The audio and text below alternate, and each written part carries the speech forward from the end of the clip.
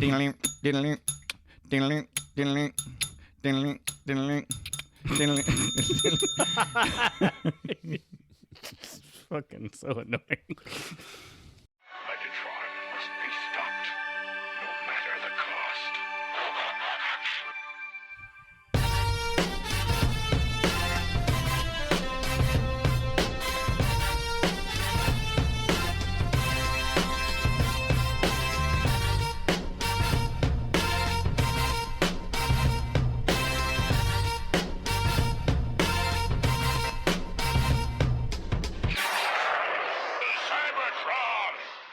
Hello, friends, and welcome to the Autobot Decepticast, your bi-weekly podcast delivering an episode-by-episode breakdown of the 1998 classic animated series Beast Wars. I'm your host, Ryan, here with... I'm Caleb. You did this last time. I did? Yeah. Shit. Fuck, I'm a one-hit wonder. Just playing fucking WAP every time. WAP, not the Cardi B. Oh, that's what I thought. Not the Cardi B, Megan Thee Stallion. No, it's, you guys know it. It was from the, 2000s, but not the other one. I don't know it. No, I don't know. Yeah, it's a one-hit wonder guy. J-Dash. J-Dash. Still don't know where this is going. You don't know this song? No. Oh, okay. All right. Well, I'll play it real fast. Maybe I've heard this song. It just sounds like... All the other It sounds like if you asked a computer to make a rap song. It's not a very good song. I don't really like But it. is it called? It's called WAP. WAP? Because the hook is like WAP, WAP, WAP, WAP, WAP, WAP, WAP, WAP, like a computer wrote it. Yeah. But this Well, is before all that. I don't know this if all guy, this is this guy fake. got there himself. He didn't need AI to figure that out. He just needed brain damage. Yeah, it's for 15 years ago. It's like it's sort of a iconic song of its time, but it's the only hit as far as I know from this guy. But it's funny, at the end of the song, he goes, "This is another J-Dash production." And I'm like, it's your only J-Dash production. Get out of here. Well, And that's Aaron. Welcome yeah. to the show, everybody. Hey. Sorry, Well- that's like a host line. It's Didn't mean to okay. Steal your thunder, Ryan. no. Just we're gonna say today we're not doing Beast Wars. We're finishing off a Joepisode. But we're gonna do Beast Wars in the next episode. Hang in there, next everybody. episode. Maybe I have that. Oh, sorry. Well, maybe people are like, I want to stay with the Joe. Well, I'm so- don't go off course. If you want to stay with the Joe, you gotta keep giving us dough. I am kind of like I love this episode. Don't get me wrong, but 3 Joepisodes in a row. I was so happy to get back to Beast Wars, which will be next episode. It's been so long since I've been on Beast Wars. Sure, when our I was listeners preparing are for the too. next episode, I felt lost. I did too. I too. had to go back but also part of that I think is some skewed storytelling or I order agree. of storytelling on the Beast Wars part. But we can save But that. more for of that. Tune in Wait next 2 episode. weeks for that. We're finishing out what became our Joepisode Welcome Back Tour 2026. Yes. This Place Like Springfield Part 2. What's up with y'all? Man, Caleb, how's your garden? I have not planted anything in it. I would say that by the time this episode's coming out tomorrow. Yeah. By the time the next episode comes Hopefully. out, I will have probably finally planted some tomatoes. I'm not being as aggressive as I thought I would be this year with stuff. I've scaled it back. to nothing. It sounds like. Well, You'll have tomatoes. to have tomatoes. I'm going to try to plant some collards, and that's it, man. That's it. I really just like you didn't plant any radishes or anything. I just didn't get my ass out there. Yeah. Just didn't get my ass out there. I've actually been more energized with this one than in many years. I actually planted some collards of seeds that you gave me last year. I got peas that I planted out a couple of days ago. I have like 45 tomato plants, which Anybody listeners, do you want that in your hit booty up Ryan. He'll ship you a tomato plant Yeah, or eggs. in one of our APDC glasses. Yep, so you can break it. I tried something new where we talked about this, Caleb, but seed snail, which is where you take like plastic, like bubble wrap, and you put dirt in it, and then you put seeds. You know in those that cream and cheese rolls? Roll it You know up. those Yeah, cream basically cheese like it's a rolls? pinwheel. Yeah. Yeah, it's like a pinwheel. Works really well. It was astounding. And What are these all the ingredients? One more time. you take Just bubble cheese? wrap. You take Cheese and tomatoes, cream cheese. you take cream cheese and you slather it in the tomato seeds. Uh-huh. Then you roll it up in bubble wrap and then you eat it. Okay. Yeah, it's pretty Just good. Chop it and eat it. Yeah, Freeze it. you can freeze them. Yeah, you can bake them too. So the seeds just give a little hint of flavor, like across the cream cheese. Sure. It's a nice compliment. Sure. I can't tell if he's joking or not. I can't either. No, it's you take I bubble don't wrap. want to admit whether You I'm take joking bubble or wrap. not. You take bubble wrap and you lay dirt on it and you plant seeds in it and then you, You roll, roll it it up and then that is basically So you get like you grow 20 tomato plants coming out of one starters, like little and then thing. you can unroll it and then pull those starters out and individually plant your plants. Yeah, I'm more prepared. You were talking about something that was delicious. It looks like a pinwheel. Though when you You're do just it, talking about what it looks like. it looks like a And pinwheel. it worked really well, is did, what I'm yeah. hearing. It was an effective... I was clearly paying attention. Yeah, you weren't looking at your phone at all. Well, I was trying to see my notes for this episode. I'll try to be more in the moment. No. It's okay. Yeah, step it up. I have one more thing about stuff that I just went down a rabbit hole, and then we Okay. can get to the episode or get to the shout outs and shit. So I learned the other day, because I'm listening to the last podcast on the left, they're doing a series on Jimmy Savile. You know who that is? Seville, Nope, it's Savile. is he a serial killer? Nope. He was a serial rapist. Okay. He is like Great guess, Caleb, though. I was he close. he's like the most famous, I guess, like character in the UK from like the 60s through the 90s. He hosted Top of the Pops for a long time. He actually was the first person to basically start DJing shit in the UK. He was very DJing shit. well, like he invented like DJing basically, because in the 40s he instead of having a band in like a venue, He was he would spinning have records. Yeah. He was spinning Fucking records. ponderous. And he was a pedophile and just a general rapist, and it never came out until after he died. And there's a Netflix series on it, but he was an awful man, and I share a birthday with him, which I found out. Happy birthday. Yep. So I just, Why did you bring that up? Just Oh, things? because Just a then I little looked up. recent rabbit hole. I looked up our other horrible people that had our birthdays. West shares her birthday with John Wayne Gacy Okay. on St. Patrick's Day. Aaron, you share a birthday. I'm a little jealous with H.H. Holmes, The guy who the Murder did Castle, the Murder Castle, 1893 World's Fair. Guy. All right. Do I share a birthday with anybody horrible? I don't think so. I had to really dig for yours, Caleb. Yeah, it's 'cause- yeah. William Patrick Fife, born in 1955, the killer handyman, who was a Canadian serial killer convicted of killing 5 women in the Montreal area. Some nice people you share birthdays with. Aaron, you share with, well, I guess I don't know if I'd say nice. William H. Seward of Seward's Folly fame. Liberace, Pierce Nice. Brosnan, Janet Jackson, Tori Spelling, Megan Fox, who would have been about 10 months old when this episode aired. Caleb, your good ones are, well, quote good ones. Constantine the Great, Yes. Charles Strite, Yes. inventor of the automatic pop-up toaster. Yep. John Steinbeck, Yep. Elizabeth Taylor, Ralph Nader, who is fucking still alive. He's 92. Yeah. Healthy living. Yeah. Anyway, I found that interesting. That's it. That's all the news that I have.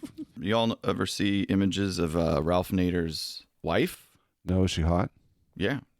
Cool. At least she was last time I saw a picture like 10 or 12 years ago, That's presuming the he's first still- thing. presuming he's Ralph still Nader wife. Okay. Hang on. She just looks like a lady. No, wait, none of these pictures are her. Wow, this is a terrible. Pictures are her of her.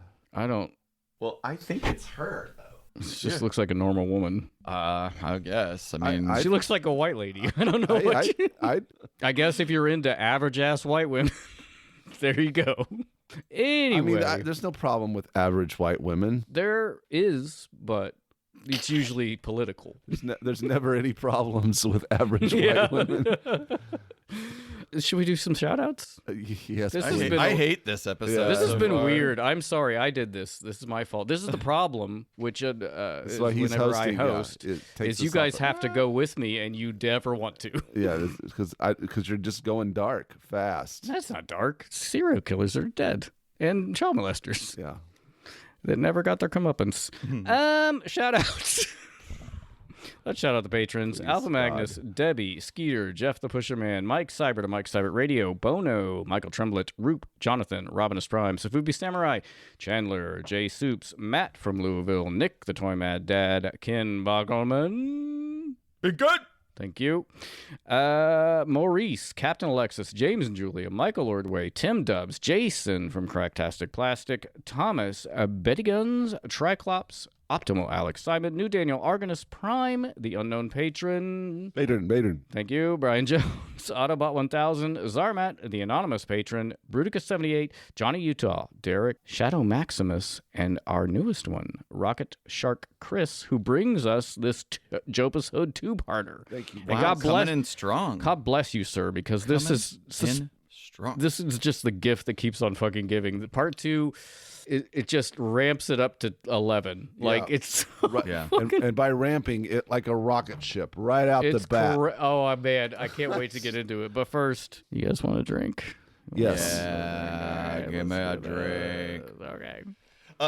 Note, I was confused. Ralph Nader has never married. Who the fuck were you thinking about? I think I was thinking of Dennis Kucinich. Of course, I get them mixed up all the time. I don't know why I did that. So that maybe was like his daughter or nobody. Or nobody. No, here's Dennis Kucinich's wife. Oh, a tall redhead. Yeah. It's like the juxtaposition of the two. He's like a little troll, and she is a giant. I don't know if she's a giant, but she's like a very statuesque I'm very person in bone structure and appearance. And yeah, very pretty red hair. I've said this on many occasions, but I'm tall, large women, very into it. Not in a R. Crumb way, just like tall. I don't know why. People are like, not in an R. Crumb way. What does that even mean? Oh, he has a whole. I know what it means. I'm just thinking the general audience would. I mean, put your browser in incognito mode. Calling our audience stupid? No. Why are you calling our audience I'm stupid? saying we're being presumptive that they would understand, know what's up with our crumb, but particularly his sexual preferences. He makes it very clear. I like how he draws If you're himself into 60s psychedelic era subversive edgy cartoonery of its time. Look up our crumbs. All right, so here we have the Bees G's. The Bees G's cocktail was created by Sophie Burton at JoJo's Beloved Cocktail Lounge in Atlanta, Georgia, and it's a modern riff on the classic Bees Knees cocktail, which is gin, lemon juice, and honey syrup. This one is a mashup of the Bees Knees and you can do this with a French 75. I chose not to add the champagne, but you can do that too. So this is 1.5 ounces or 45 mils of sloe gin. Sloe gin is a sweet red liqueur of sloe berry infused gin with a bittersweet flavor of cherry and almond. Then 1/2 ounce or 15 mils of honey syrup, which is just equal parts honey and water. It's just to make pourable honey. I actually used a 2-to-1, so this should be richer. 1/2 ounce of lemon juice, and then if you choose champagne to fill. Add all ingredients to a shaker, well, not the champagne, and shake with ice. Double strain into a chilled coupe and top with champagne if you care, and garnish with a lemon wheel. Shall we try this? I want to try it. Shall we? Cheers. Cheers, gentlemen. Oh, God, that's good. Yeah, I like slow gin. It doesn't get enough credit, I don't think. But why no champagne? Why not a little fizzy in it? I can go grab some if you want. No, that's okay. That's a good word it is, man. No, I'm drinking Lafrague. If I throw some champagne in here, I'm going to be all like... Champagne room, Caleb. You don't want to see him. Yeah, well, maybe you do, but... No, this is good, right? This is good. I'm going to go So why'd you bring up champagne? Because it normally would have champagne? It can. It's, because of the French 75 yeah, influence? it can have it or not. But I'll just grab some. Just grab it. All right, well, hey, we top it off. It's like having a new cocktail. That is a very tasty drink. It was not refreshing, but it was good. But now that you've added some champagne to it, it is indeed what I would qualify as refreshing. Yeah, I think I'd like it better with the champagne. I mean, it's not as an intense flavor. I like it both ways. But. I like it both ways. I'll drink it both ways, but I like champagne. So maybe you call the version B Bees Knees en français. Or the total cocktail name was called Bees G's. Bees G's. So like call the it Bee Bees Gees. G's version B. B's G's. B. En français. B's G's off on Long name. What's the French word for bees? Abeilles. Abeilles. Les Les abeilles. abeilles. The bees. All right. All right. Yeah, no, I like Lisa Bay. Les abeilles. Love it. Well, how about a last episode recap? Yeah, let's hear it. What happened? Lots of screams. Pathetic Pacific stranded Professor Mulaney plants a secret sinister syndrome in Shipwreck's soggy seafaring skull. The flag flails, falters, and fully flounders. Shipwreck suddenly stirs 6 strange, staggering years later. Memory missing, mind muddled. Wife Myra, a mysterious miniature miner, and a baffling batch of bewilderment. Stuff swiftly spirals sideways. He's slipping, scrambling, and steadily shattering, sweating in suspicious, sweltering surroundings. And oh God, they're still alive! That was pretty good. That's really good. Shipwreck. Yeah. Is it real or a rattling, relentless madness of manufactured mental mirage? Perhaps we'll parse the puzzle presently. We definitely will, because this is part 2. That's what our job. We open an episode with We do. I love it. It's so good. probably This had the best recap of any it was recapped cartoon I've ever watched. it was a long one. It was a long recap. And I get it. but they kind of were like, there's a lot okay. to explain. Right, because if you imagine just jumping right into this without not knowing that there was a Springfield Part 1. Yeah. And just a blob shoots Shipwreck out of a sewer drain. Yeah. That is. I was never ahead of where that blob was going to do. And I will have to give you an I told you so.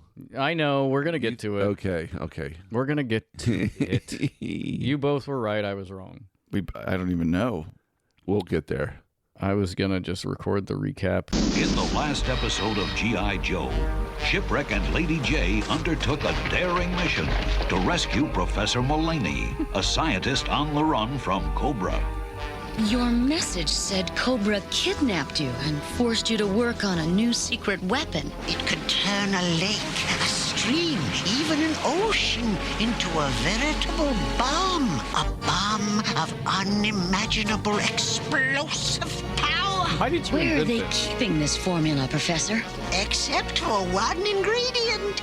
It's at the place they call Temple Alpha. The missing ingredient. Where? In here. C.O.B.R.A doesn't know what it is, and without it, the mixture He does talk won't like a work. prospector. Mulaney implanted this secret in Shipwreck's brain and gave Lady J a code word that would make him recall the secret. Oh, And I just at put that something moment, together. Yeah, I did C.O.B.R.A too. attacked. We may have put the same thing together. Amid the chaos, leaving the Joes no choice but to continue on to their rendezvous with the USS Flag. But their shark was hit and forced into the ocean. Lady J climbed aboard the carrier, but before Shipwreck could follow, he was trapped. And the shark sank into the depths. Shipwreck awoke in a hospital to learn 6 years had passed. He had a wife named Mara and a daughter, Althea, neither of whom he remembered. Mara told Shipwreck how his information helped G.I. Joe close the book on C.O.B.R.A forever. Shipwreck didn't remember that I don't either, remember his helmet belt. or his home in Springfield. Nor could he understand why his sleep was plagued by nightmares. In his dreams, his former comrades attacked him, demanding Mulaney's secret.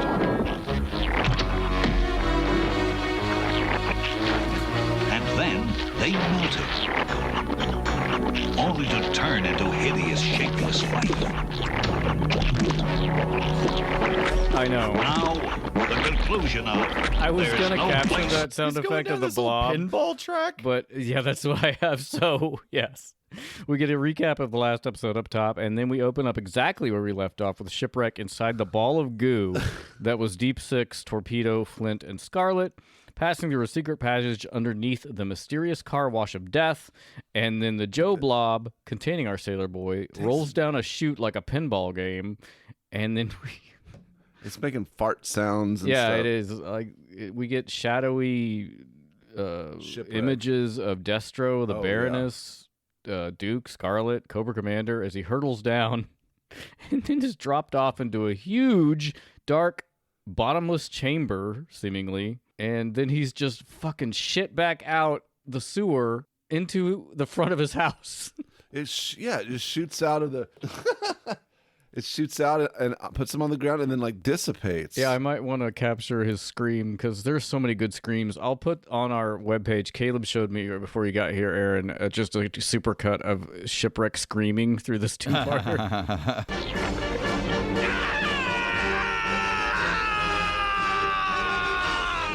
That is a completely reasonable response to what just happened to you. But also, well, maybe this is a little before. Well, they're going to bring him in and then call the doctor to take him back where the blob just brought him from. They should have just kept him. Was this just to maybe give him a little dose of the good reality, maybe to placate him for a second? I think they're trying to just push him over the really edge. Yeah, because in a second he'll ask to go back to the hospital. So it's his idea. This plan is extremely convoluted. I'm just gonna say. Okay, yeah. So it's meant to make him feel crazy. Like, he wakes up. This makes him feel like, oh, I'm back in reality. So I think this is what Caleb and I were referring to earlier. I'll remind the listener that I still believed that none of this was real and it was all happening inside of Shipwreck's head. And if I remember correctly, both of you guys were like, "No, it's totally real," and it is. Which makes it so much crazier that it is really happening. I was really relieved to see find this that out. and find out that it was real. On one level, to be like, haha, I'm right and you're wrong. But also that, haha, this is absolutely fucking crazy. It's so much crazier. But is the implication that they created this whole thing for Shipwreck? Or is this a separate sort of PSYOP program they've been working on? And they just plugged managed into to get it? Shipwreck. I would plug wager it that because of what we will find out, their ability to create certain types of Synthoids. I will say though that whoever they hired to do like the interior decorating, the set deck was really good about working on the fly to get all that ship stuff set up in the house. It's quite an amazing. Because if it would have been somebody else that they would have gone after, they would have had, if it was like Gung Ho, what would Gung Ho's interior? Guns hanging everywhere. Like Roadblock would just have a bunch of centerfolds, pots and Creole cooking. Yeah, be Creole stuff. Yep. New Orleans. Yeah, because they had to be kind of ready. You have to customize to your victim. Yeah. And so that's a great question as to whether this existed before and they just altered it to fit this situation. Really and the other thing the is, we're on. This was revealed a little later, but we're on the island. We're on Temple Alpha. Yes, I think it's a separate.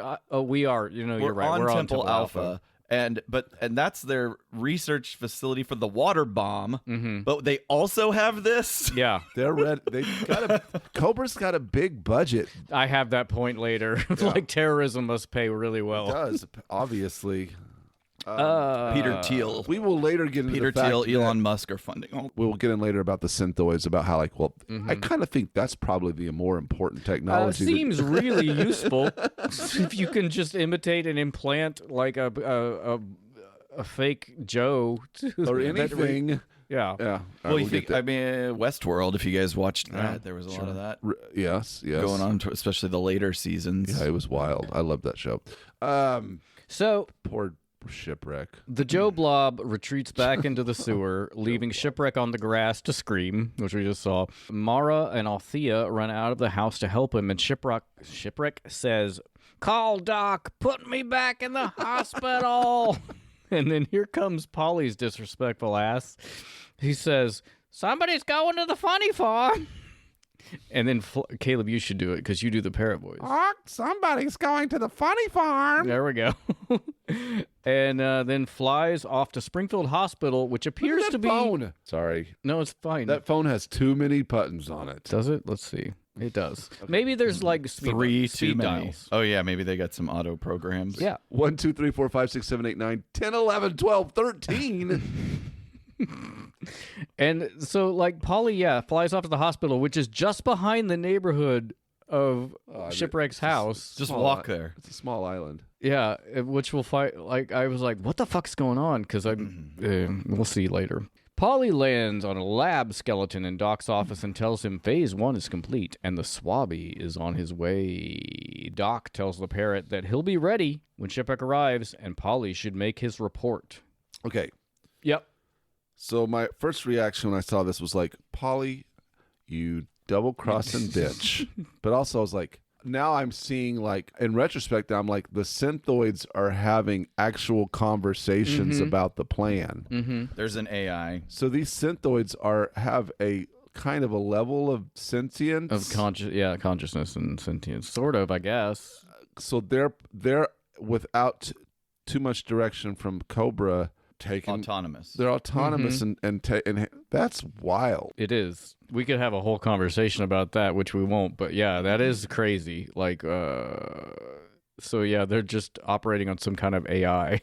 I'm just quite frankly more like amazed at that technology than the implications today. Like, you don't know what's real, what you see online anymore. True. It's gotten so sophisticated. You can watch a trampoline with deers hopping on it, and people are like, "Can you believe this happened?" Post share. yeah.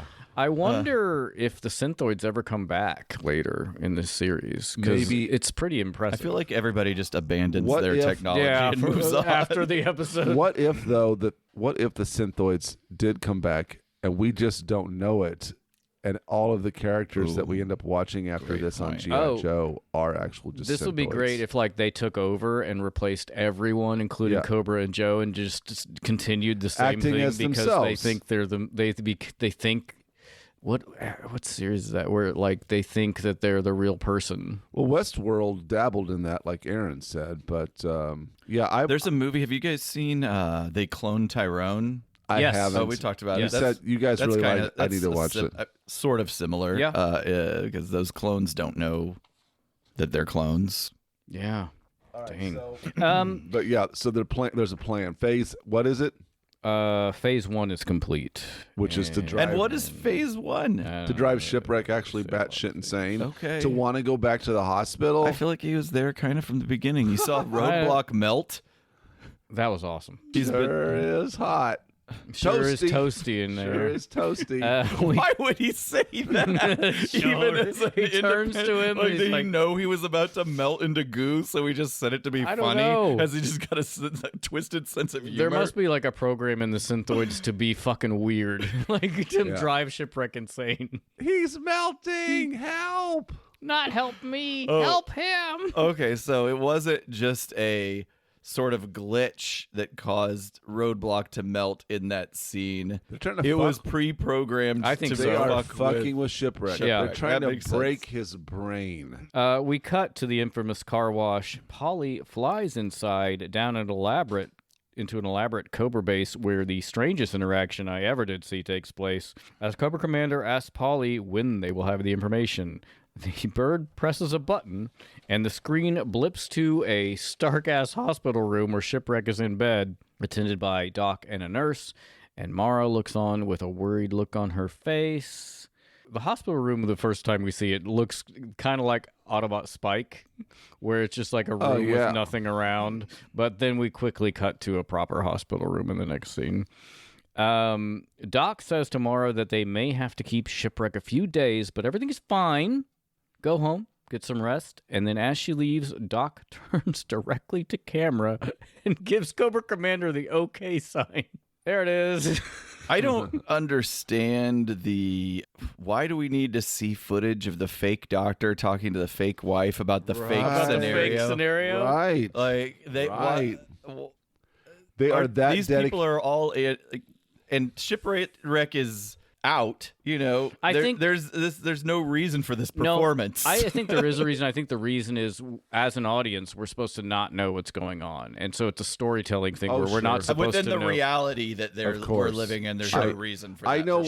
I can ultimately say, I know why they're doing this, but in my imagination, are they kind of keep stringing us along to believe it? Maybe the wife and kid are not. I think a part of it. I think the synthoids are programmed that well. Yeah. They're going to play it out to a T. Yeah, at this point... Until they pull the backstabbing trigger like we'll see at the end? Yeah. Yes.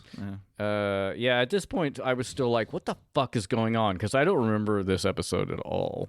I don't remember the second part. Yeah, I remember the first one. I don't remember the second one. But you had to know in your heart that those two were already synthoids. I didn't know what they were. Yeah, I didn't know either until the end. I was like, I didn't know. All right. I was like, what is... I guess I'm just smarter than you guys. I guess so. No, that's fair. That's fair.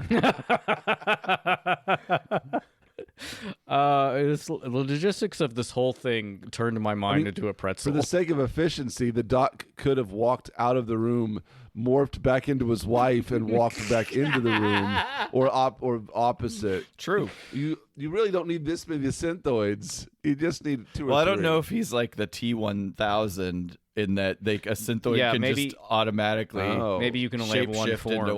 Yeah, I think you have see one. What you're saying. But I think you could probably take the goo and turn it into whatever you want. Seems like from the goo form. Yeah, I would say the goo seems pretty. It's versatile, malleable. You could make a synthoid out of it. You can tack posters on the wall, no damage to paint. Wow. Also, Caleb, we get your favorite Cobra Commander stuff, the hood. I like the hooded Cobra Commander. Yeah. Cobra Commander says, "Excellent work, P9. Excellent." Which I guess refers to Polly, because that's the same call sign he gives when the Parrots showed up. And, I love this part. Shipwreck gets wheeled down the hall on a gurney.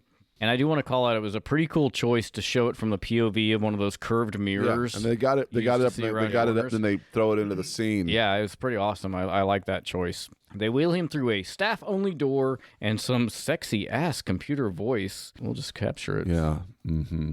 I know how Caleb loves computer voices. What section, please? Interrogation. Thank you. Going down. Because it's the Baroness I just now noticed that he referred to that certain person as P9. P9, I said that. Yeah, I just didn't pick up on that until you said it. Yeah, it's. Is there something special? Really, about it doesn't really come back. Weird. Well, it's not a. They're identifying their synthoids. Parrot 9. by by a number, by a number instead of what they are representing. And you're right. I know you guys just said it, but that is pretty awesome. The thought to even do the shot using the curved mirror effect. It was very cool. I just imagine. I mean, you're trying to grind out these episodes. You didn't have how to do do you that. how do you determine a creative? Yeah. It gives it that shot institutional. Like that. It gives awesome, you a weird kind of it gives you anxiety. It's anxiety inducing. I really appreciated it. This two-parter is very well done. I agree. They're like, you want me to do what?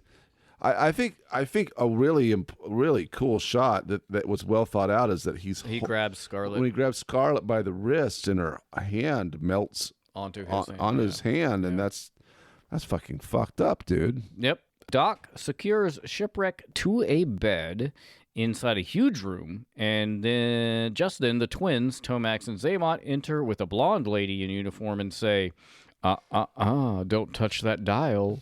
Crimson Guard Cadet Demming will handle this interrogation. Crimson Guard Demming. I'm confused. I have a confession to make. What? Oh, well, let me guess. Great. I'm not going to guess. I know. Go ahead and guess. You want to fuck that lady. Crimson Guard. I just have the hots for Cadet Demming. She comes and goes. What happened? I have that note later. She's also aggressive. Yeah, she did. Caleb likes to sub. I do. You'd sub for Demming. I would. She takes charge. She looks like Debbie Harry, if I could describe it to the audience. It's the uniform. It's the whole thing. It's the bossing around. The twins and Doc move to an observation room and ask her to proceed. She's only done this on simulators, you see, and this live test is essential to her training. This is a weird component. I don't know why they threw this in here. It is essential for her training. I assume, is it to illustrate that the techniques that they are developing for because this is like a third pathway level. It is weird. There's the synthoids, the water bomb, and then also this interrogation process that yeah. I don't see why she's ultimately written into this. I don't either. Well, I guess the methods are so intense that they're trying to extract information from Shipwreck that it even impacts the administrator.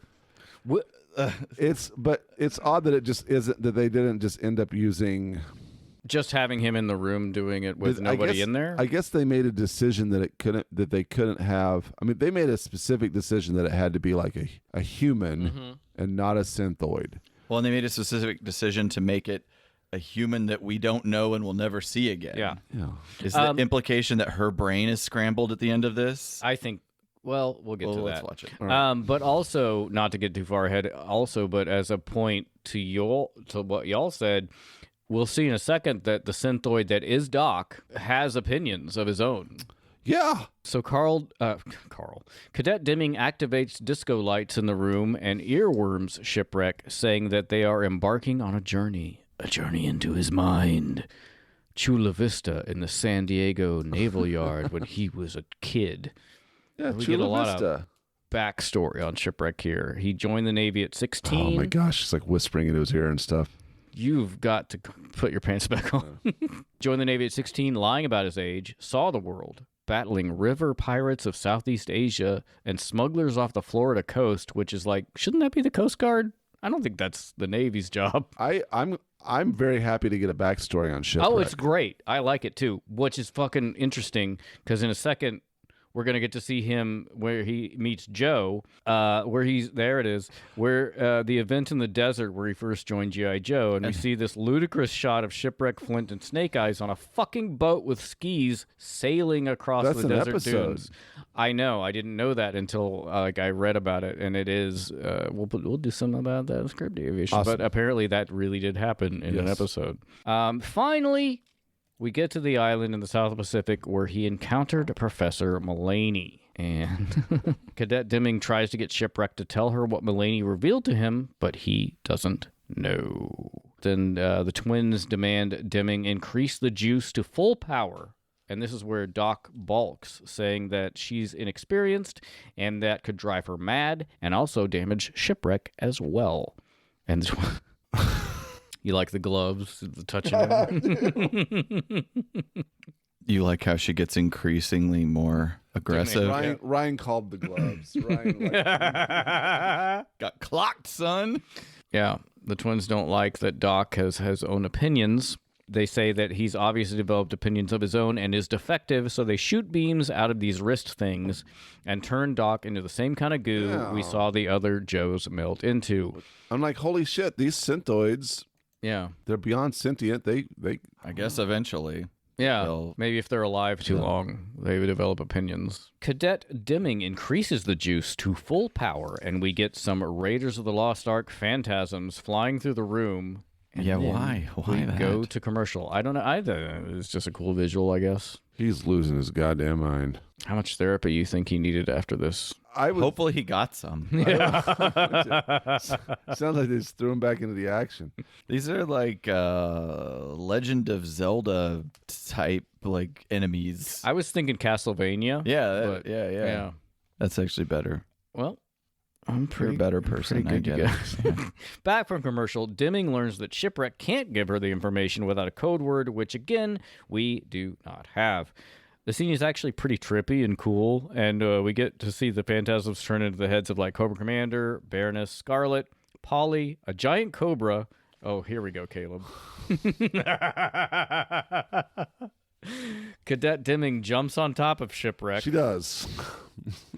And straddling him. He's no, she's not technically. No. Well, her legs are on one side. Oh! But she did jump and straddle him, and then she's jumped, and then she starts yelling in his face. Yep.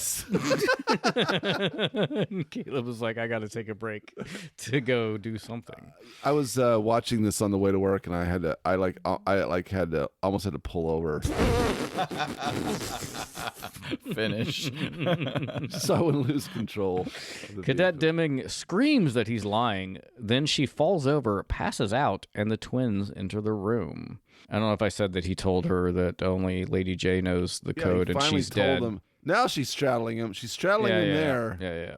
And yelling at his face so hard. So she falls over. The twins enter the room. Cobra Commander breaks in on the big screen, chastising the twins, but they aren't worried. All they lack is the code word. How are they going to get it?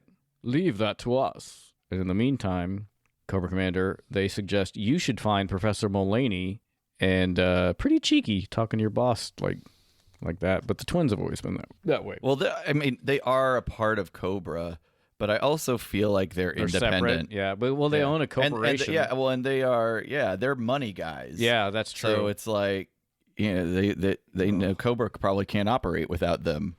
So you can't take them out. But I have a comment. How long do we think Shipwreck has been in their control? I was thinking weeks, months. Oh, you think just a couple days? Days. No, I would. Well, just based on the number of times he's knocked him out, and you see the I would say the interrogations. I was thinking weeks, maybe. I would just say a few days. All right, whatever. This takes place over. I 3 days. I know in reality it should be longer, but I think I think the timeline of the show, the flag's still around. Yeah, it's still in the ocean. That's true yeah. because so it's just been a few days. If it were in his mind, it could be whatever. But yeah, since it's in the real world, I'm thinking like 2 days, maybe. Okay, well, really that takes away time. my point. I was thinking that maybe they've been interrogating him a long time, and they're just now getting to the concept of the password. Yeah, they didn't know about the password, apparently, because the twins seem surprised by that. He finally comes out and says what's up. But there's no reason they would know, because that's all a Mulaney thing. That's true. C.O.B.R.A commander contacts the Baroness, who is flying over the island Mulaney, but they see nothing from the air, and their ground forces have also come up with bupkis. So are we done? We don't see Cadet Demming anymore. No.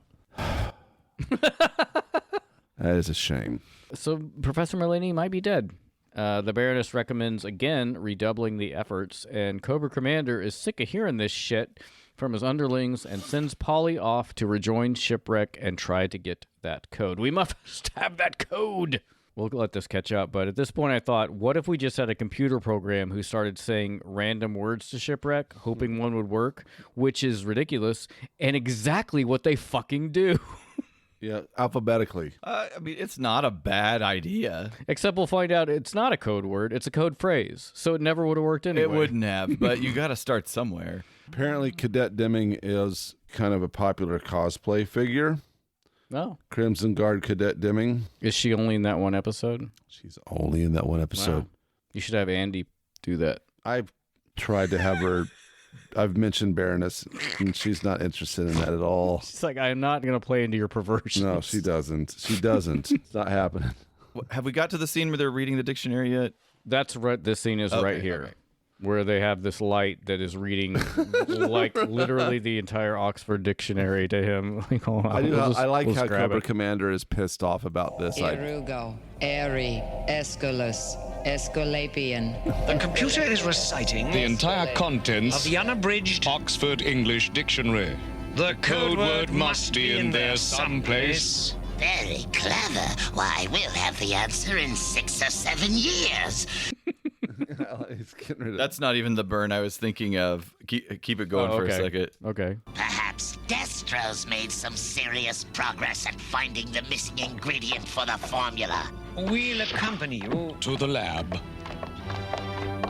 The hospital will page us. If there's anything to report. Good. At least we know we won't be interrupted. Yeah, that's a amazing burn. It's a real subtle, but it's so they don't like. There's no wink at the camera or anything. It just, I feel like I completely missed that. It didn't punch. No, but it's really good. Like, fuck you. I do like C.O.B.R.A commander. He is. I love the image that he's so good at burning. Whenever people. the twins are talking to him and they cut back to C.O.B.R.A commander and he's just like, he's just like great. Just sitting there, head in hands, looking at him. Also, C.O.B.R.A commander says we'll have it in 7 years, but they're already to the E's. I know, that's crazy. How did they get to the E's so fast? They were the A's. No, was it A's? No, it was E's. Check it out. It was E's. Judges. Mix. Irugo, Airy, Aeschylus, Aesculapian. The computer is reciting. Unless it's the AEs. I was thinking it could be AEs. AEs. It could be AEs. Which is a weird one to land on, but that they chose it. Also, it doesn't have to be a real word. It could have just been like flargon. Oh, I know. They're taking they're taking a huge gamble. I mean, you don't have anything else. Yeah, what else can't you have gonna the do? AI just make up fake words. Just feed it into ChatGPT and be like, just make up a bunch of words and include most of them from the English he could have dictionary. whispered something that's not in the Oxford Dictionary too. Like one of my passwords from years ago was green and bean. Green and bean. Green and bean. Baroness 69. Demming whip me 55. I should just use, we talked to Michael Tremblett, who's a security guy, and he's like, I just use an app to create all my passwords. I should do that. I should do that too. I mean, Google kind of does that. Google does it for some of my stuff. Yeah. I have a commentary real quickly. I don't know how quick it is, but the twins say we'll simply order another sedative. Yeah, because, but they don't. because, well, they do. Right. But because he seems to be waking up. Shipwreck seems to be waking up. And he said the hospital will page us. And that got me going down this rabbit hole of, this is a real hospital? Right. They have to file paperwork and put in the order like a doctor, like their insurance and shit. Yeah, and I'm like, even the organization of C.O.B.R.A can't escape the administrative bureaucracy of our healthcare system. And then I'm like, do they use Oracle as their record keeping system? Are they transitioning to Epic like Cox did? Wait, what else? What else is in my riff here? Oh, will there be disruption in patient care in the short term versus long term efficiency and care optimization? And then my other question is, in this situation, is Shipwreck, is it his employer-sponsored program? Oh, sure. Through C.O.B.R.A or G.I. Joe? And since he's MIA from Joe, is he on literal C.O.B.R.A insurance from the U.S. government? I thought you were getting that. Really funny. That's really fucking funny. I don't know. Maybe what's it's covered here. by Blue Cross. Look at this cell. Just real quick, while you were talking, I was looking at this cell and just. It's hospital room. It's interesting how I just realized how the animators have to deal with certain things, like the floor, how you have a certain kind of make it look kind of shiny. Yeah, a reflective surface. I don't know. There's a lot that goes into this kind of stuff that I don't realize how difficult that is. Shipwreck's sedative wears off, and he goes to splash some water on his face. But what's this? His beard starts running the gray off, turning back to brown. He says black, but it's brown. Which, okay, like, what the fuck? So this is where I'm like, millions of dollars. Yeah, under all of this. On this operation. So I'm like, well, this is the point where I realize it is all real. But also, you're telling me the whole time he was at home, he never took a shower or washed his face? He was always sleeping or being interrogated. Gross. And that C.O.B.R.A. It's not like he was ever playing ball with the kids. And all the trouble that C.O.B.R.A went to, they couldn't get a better hair dye or hair color. Yeah, just dye it so that it's bleach. How would you even turn brown into gray though? A bleach of some sort. They know how to do synthoids. They figure this fucking out. The unconquerable. But they don't know about they don't know about reverse just for men. They can do synthoids, but they can't figure out how to properly dye his fucking hair permanently. Like, not permanently, but long enough to get what they need. It doesn't wash out. It doesn't wash out. But maybe, I guess the intent was to keep him sedated all the time so that they didn't. He would never do this. Yeah. I mean, they sent him home. Yeah, but he was never home very long. I guess. Yeah. And even when he was home, they would turn on a lamp that would knock him out. They would... So Shipwreck hears someone coming and gets back into bed just in time for his evening glass of disgusting milk. It's fucking gross. The 80s wanted us to drink milk so badly. I do appreciate being of British and Polish descent. I am able to drink milk, but that whole thing of discovering that the milk and cheese thing we were fed in the 80s and 90s and the commercials was just because the U.S. was subsidizing dairy farms and just had a bunch of excess milk. Speaking of Springfield, we have cheese caves here. We sure do have cheese caves. A huge cheese cave. Yep. West and I wanted to tour the cheese caves. You can't. They don't offer tours. What brands are Kraft? Yeah. Kraft has they have a huge presence here. It's the Springfield Underground. We have a huge cave system in Missouri, and it's an enormous warehouse that not only houses cheese, but also a bunch of other businesses. Didn't your sister, Caleb, work for City Utilities or something and had an office in the Springfield Underground? No, she doesn't. She works for Springfield City Utilities, and there's an office near that area, but she manages accounts that take on a lot of electricity. Right, and she and one of them it is out or something. She's involved with that, but like she's basically an account rep for like big accounts, and one of them is called the Erlen Group. The Erlen Group is the third. They're a family. They're third generation now. I was going to say it sounds nefarious. that owns the property of Springfield Underground. It started as a quarry, as a quarry, and then old man Erlen was like, "Fuck, I'm just going to start tunneling into it," and then discovered that there was potential to do climate-controlled underground storage, and their property had this huge this huge limestone deposit there, and so he eventually said, "Hey, this limestone's just in my way. Getting the limestone out of the way." Opens it up. They have storage now. They actually run a train track through it now. They do intermodal transportation and storage. They also, since it's climate controlled and protected, they do data storage down there. Like a lot of your companies around here, that anything that has servers, they're storing down there. So they lease all of that out. That's where your cheese storage is at. It's called the Erlen Group. They sell gravel. They sell storage solutions, and they own the Springfield Underground. So she's worked with them. The Springfield Underground isn't a natural cave that's been adapted. It's purely just a man-made. It is all man-made. They have a very controlled I've never model. been. Can you tour the underground at least? I don't think you can. That's what I was getting at. I was going to see if Callie can get me in. I've never been down there. In my transition from my old job to my new job, my sister knows them well enough that she got me a phone call with Mr. Erlen to talk about myself out there. For what purpose? For a job. Oh, okay. For a job, but they didn't have anything in my wheelhouse at the time. But I've talked to him, nice guy. But so you're saying there's a chance she could get me into the cheese cave? Honestly, Ryan, there is a chance. We would love that.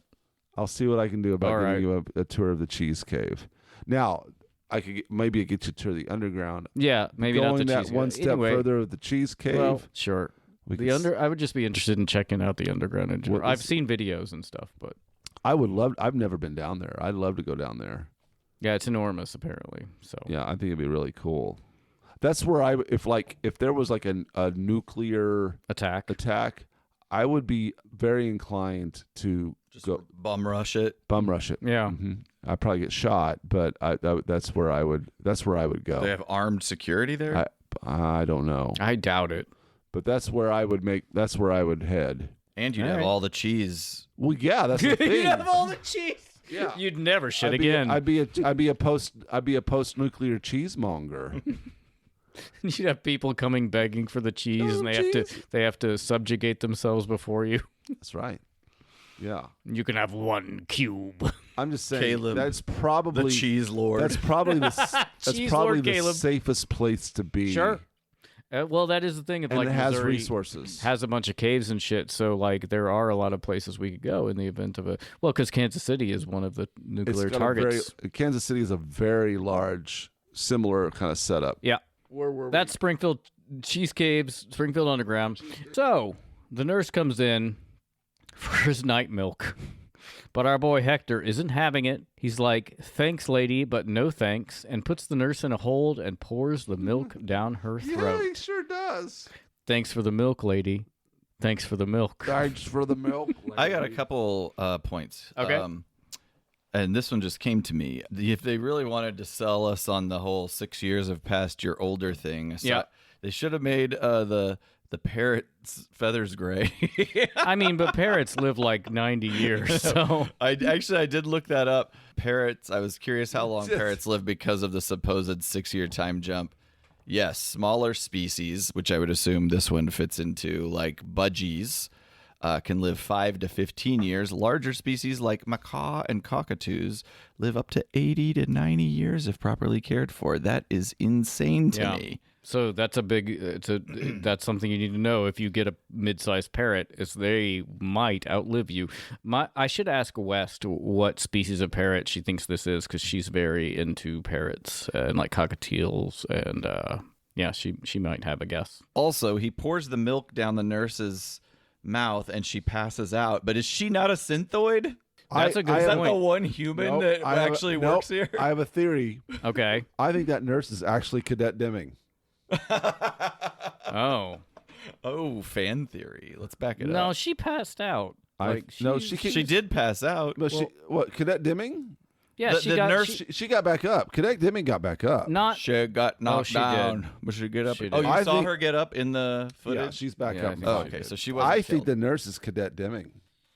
Sure. Look at Cadet Demming and then look at the nurse. I mean, they're animated women. I don't know if we can. This is Caleb's roundabout way of saying he'd smash both. He'd like to drug Cadet Demming with milk and then have his way with her like Jimmy Savile. They're just animated women. You can do whatever you want with them, right, It Caleb? doesn't matter. No, it's not. No. If they're unconscious, it's like nothing happened. Bill Cosby. Yeah, that's terrible and awful. I'm sorry. Animated or not. So Polly at this point attacks Shipwreck, and he's like, "Whose side are you on?" And just then, the real Polly flies in and attacks Cobra Polly, shouting, "Yo, Joe!" Yeah, where's Polly come from? At this point, I was saying I have to admit, you're all right. It is real, which makes it way more awesome, stupid, and insane. And Polly is carrying this. What is that? MP3 player that shoots a blast from the device and melts the false flag flying foul into goo. I did not pick up on where Polly got that device. It's never really explained. It doesn't really matter. But I think it's pretty important that the joke. Well, we know a device like that exists because the twins used it. But Polly went and got it. But how did Joe get it? I don't know. Got it, and that's tough for me. The nurse passes out from the drugged milk, and Shipwreck starts putting stuff together. After all this is a fake-a-rooney, the flag didn't sink, Lady J is still alive, and Mara has been lying to him. Shipwreck grabs the real Polly and asks how he knows he's not a fake, to which the bird responds, "Remember that time in Annapolis?" Yes. And then Shipwreck is immediately like, "Okay, point made." Yeah, that's what the fuck happened in Annapolis. They need to do a whole Shipwreck flashback episode about that night in Annapolis. That can be the title, The Night in Annapolis. Yeah. I want to know. I think this is where we go to commercial. Wait, hold on. Caleb, look at this. This is probably just an animation error, but when we cut to the nurse who's passed out, holy shit, she's blonde. She's blonde now. I didn't notice that before. I didn't either. But she is. That is. Oh my well, god. I mean, I don't know what more I have. Her to wig say. fell off. I don't know what more I have to say. The evidence is clear. Yes. All right. The nurse is Cadet Demming. What a twist. Wow, I feel empowered. This is an episode of validation for Caleb. It is. Or just him sinking deeper into some kind of delusional attraction to cartoon characters. Well, pot calling the kettle black here, isn't it? Don't shame me. I don't want to kink shame you. Yeah. Wait a minute. How do I know you're not another phony? Remember that night in Annapolis? Okay, I'm convinced. Polly's seen some shit, man. Yeah. It's so funny that the bird is actually intelligent. It's like it can have a conversation. Remember that night in Annapolis? Parrots are very smart. Yeah, but they can't have a conversation. Not like that. No, they can't. But there is a parrot. You know how they have like buttons for cats and stuff? Yes. And dogs. Yeah, and dogs. But there is one I follow on Instagram. I think her name is Elsie, and she's a cockatiel, and she has an iPad, and so she can communicate through that. It's pretty impressive. Like, they have really very complex thoughts. Anyway. But, yeah, I guess they can't talk like that, Aaron. Well, I guess I'm questioning the complex thought thing as well. I have to watch these videos and see compelling how they're possibly trained to hit the right buttons to no, it's not like make that. it seem like I they're... do know that parrots can say, AIDS walk. I know. I understand your skepticism. They're an ally. Yeah, they're an ally. Yeah, all parrots are allies. Parrots are allies. I understand your skepticism, but it's not like she moves screens and she selects different things, and it's like it. I also think that the fact that just because we can't necessarily communicate with animals, everything that comes out scientifically leads more and more to the fact that they have very rich inner lives, that they have thoughts and feelings that just we don't. I would have the ability to communicate. We can't with them. perceive. Yeah. That. I mean, I get it does make sense. I mean, I believe, a chimpanzee, if you know how to create communication method that both of you can share, can have complex conversations or more 4-year-old equivalent conversations. It's probably the same with dolphins. Maybe I'm showing my mammalian bias here. I was gonna say, what about crows, bro? I'm a mammalist. Crows are very smart. Yeah. Okay. What do you? What's your evidence? You don't know about crows? Like crows, why would I know about crows? I don't know. I do. They like. Why would I know about anything you know about? I guess. Okay. Good point. But they are able to this is not even there was an experiment about it, but they're able to recognize people's faces, and if you've wronged them, not only will that crow never forget it, it will tell its family about you, and they will fuck with you. Dang. And also, if you don't cross a crow, bro. Crows. If you start feeding crows and giving them shiny objects, they will also bring you stuff and leave it for you, great, like money. Oh. You can teach crows to bring you money. Oh, okay. Yep. Now I was about to the grift of the century. You've changed. Okay, let's get some crows going. Wes and I have been trying to make friends with crows. There's a crow family down the street that is being fed by a neighbor. Why is that funny? You're trying to get in on the neighbor's crow crow I want to family? be friends with crows. That's all I really ever want out of life. I like the idea of you stealing the crow's attention. That is what we talk about. I'm like, don't go over there. Come over here. I got better stuff. I'm going to feed you some hard-boiled eggs. This is a shinier object. Yeah, or peanuts. They like peanuts. Anyway, I know. I'm surprised you guys don't know about crows. I'm gonna get on this. Okay. Yeah, you had me at money. Okay. Yeah, you did. That's once it. It's more about the relationship, but fine, you capitalists.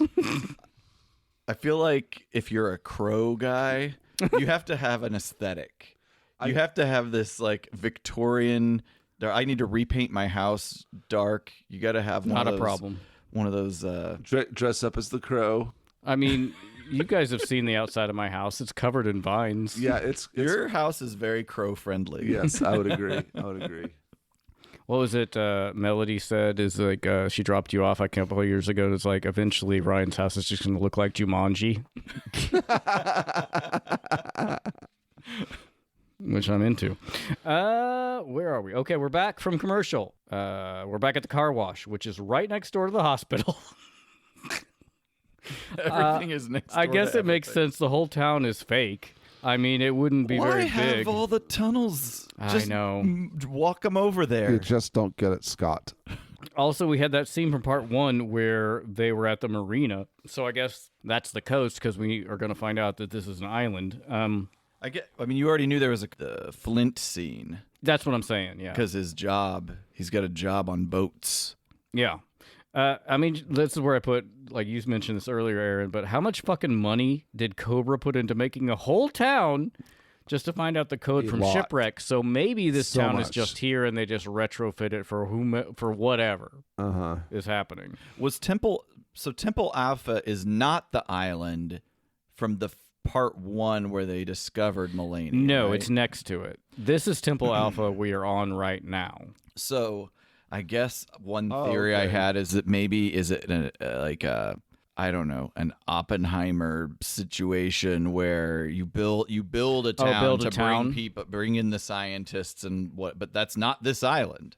This is this island. I think the island they're talking about. Right, but he was on the other island, so I presume that's where he was working. No, he escaped this island and went somehow, to that island. I mean, that's why he would look so rough. He was like Castaway. Yeah, because that island I think that Mulaney was on is not developed. It's just a random island. A tropical island next to Temple Alpha. That does make sense. So then maybe this town is more than just psyop. It actually functionally serves as a home for the scientists they've kidnapped to work on all these various projects. Shipwreck and Polly infiltrate the car wash, and we get a scene with the Dreadnoks watching 3 chunky-sized goo guys wrestling on a table while it's explained that synthoids...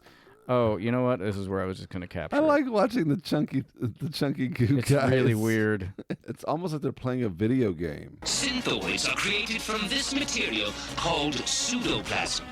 We now possess almost total control over this material. Now, whereas it does look like they're betting on it. They should be cash on the table. I see what you're saying, Caleb. Looks like they're like I got that like guy. rock and they're controlling like rock they and look sock. like there are little buttons on the table. They're manipulating the fighting like it's a game. The 3 Dreadnoks are. Okay, let's continue. Down formerly meant destruction for the synthoid. The organism can now be reconstituted.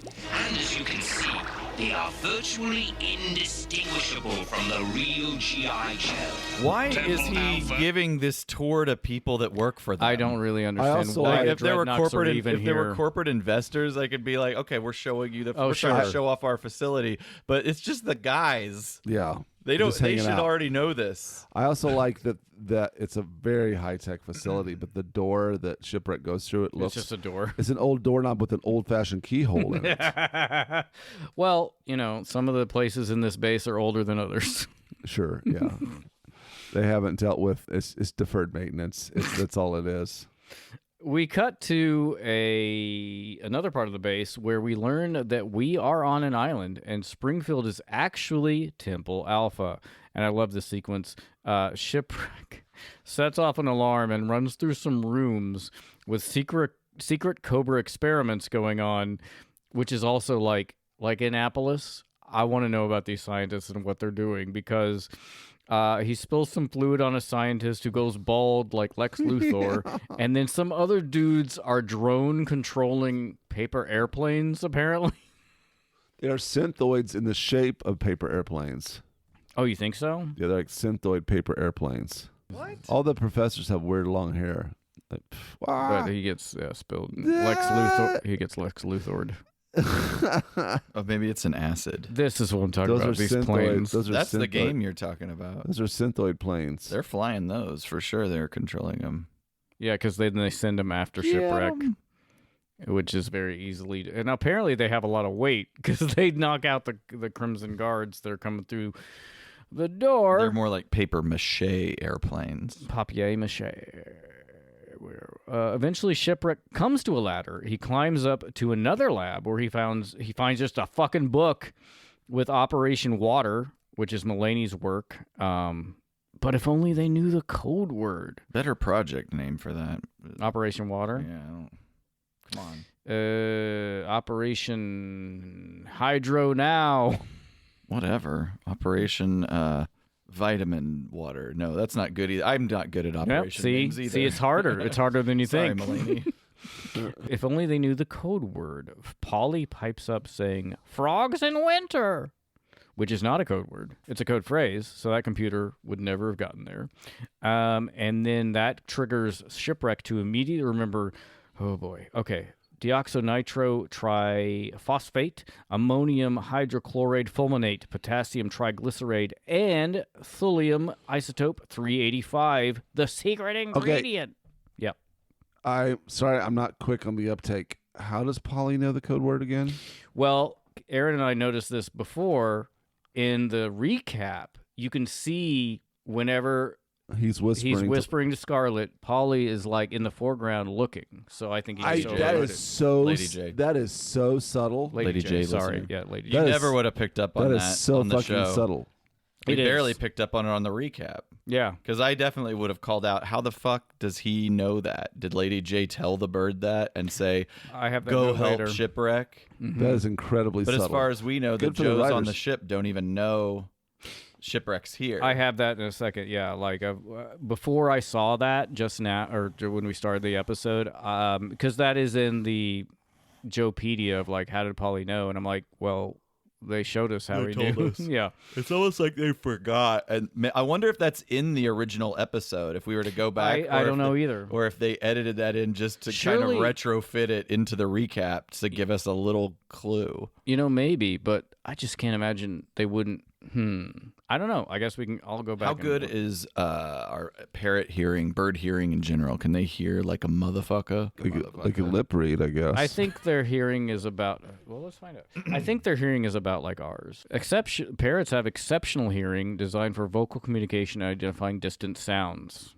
While their frequency range 200 hertz to 8.5 kilohertz is narrower than humans, they are more sensitive to pitch, rhythm, and tone, distinguishing sounds faster and identifying multiple musical tones simultaneously. So their frequency. So I guess would whispering into somebody's ear be beyond the frequency range of a parrot? They can detect very faint, distant sounds like a person walking up the street or a car approaching well before humans. Okay.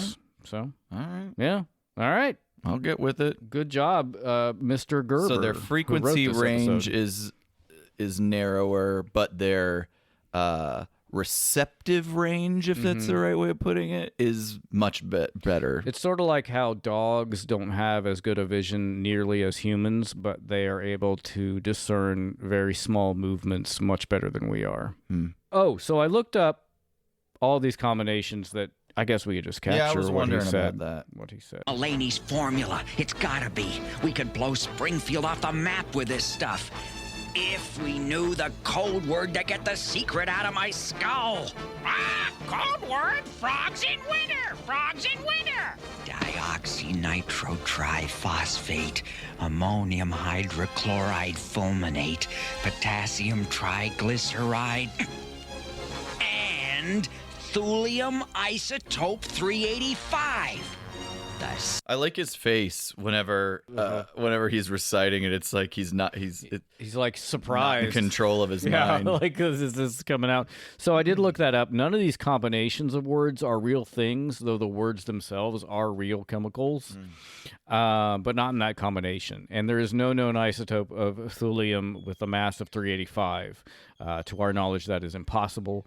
The highest theoretical isotope is 183. Of thulium. Yes. Okay, so it's all nonsense. It is, but I appreciate the actual chemical and nuclear jargon and just jumbled it in a fun way. I was kind of hoping, though, that they actually put like a formula in for napalm or something. Right. That would have been horrible and awesome. Vinegar and baking soda. That's not napalm. I know, but I'm saying I see in what terms you're saying. of That formula. actually would be very funny too. I like that the secret ingredient is just on the shelf, clearly labeled. I have that note. Like they couldn't just take a little bit of all the things. That's what I'm saying. Like Destro never thought of just dropping that in. Yeah. Shipwreck slips a drop into the formula and it turns red. Will you look at that? And then, like every Cobra on the base comes into the lab. We have Destro, Cobra Commander, the Dreadnoks, Crimson Guards, and then all of them there. All of them. And then I don't know why the Dreadnoks are here at all. Like, why not just use the twins? Why do we include the Dreadnoks? I don't know. Because they don't even say anything. They give great tours, at least Zartan does. Yes, like maybe they are giving tours. Maybe this is the first time the Dreadnoks are seeing this base, and so this is the tour of like, here's where you'll be working for the next month. Maybe. Is this like professional development? Yeah. When you get your... Because you want the Dreadnoks in a medical facility. When you get your tour of the cheese factory, surprise, it's Zartan that's giving you the tour. Over here we have cheddar. This is mozzarella. Free. Camembert. The cheese is stored in these man-made caves. Gorgonzola. Parmigiano Reggiano. It's like I think the cheese that's being stored here is pretty basic. Yeah, I think it's just blocks of cheddar. American processed. Provel. That's not really cheese. Provel. Naming all kinds of cheese. So Shipwreck pours this formula down the drain, strikes a match, but Destro says that's not enough to trigger the mixture. Fortunately/unfortunately, it isn't, and the guards fire at Shipwreck, which is enough to ignite the main chain reaction, and shit starts popping off. If you're creating this volatile chemical that weaponizes water, Mm-hmm. wouldn't you want your base or facility to be like in the top desert? of Mount Everest or something? Yeah. In a desert. If you could blow up the whole ocean from right here, their lab is. If you fucked up, it's like the Wuhan lab. It's sort of like how when this was not ever really a genuine worry, but it's like a non-zero chance that whenever we created the atom bomb, it would set the atmosphere on fire. Right. Yeah. Just a chain reaction that would never end until we're all dead. Yeah. They never thought that would happen, but it was, again, a non-zero chance it would happen. It's sort of like this.